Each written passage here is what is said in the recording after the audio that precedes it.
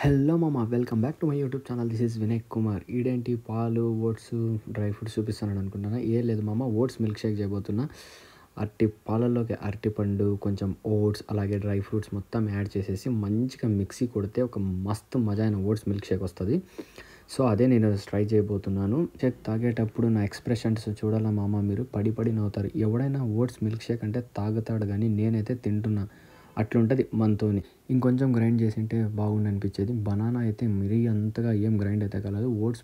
ఓట్స్ను అలాగే dry fruits అయితే బాగా క్రష్ అయిపోయినాయి కాబట్టి బాగా వచ్చింది. బనానా నుంచి థిక్ షేక్ అయిపోయింది మిల్క్ షేక్ నుంచి.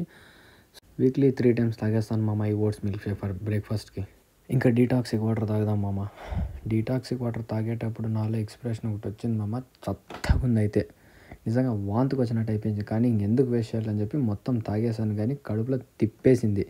కానీ డీటాక్సిక్ వాటర్ చాలా మంచిది మామ, హెల్త్కి చాలా మంచిది మామ డీటాక్సిక్ వాటర్. అప్పుడప్పుడు తాగుతుండే. సబ్స్క్రైబ్ చేసుకోవచ్చు.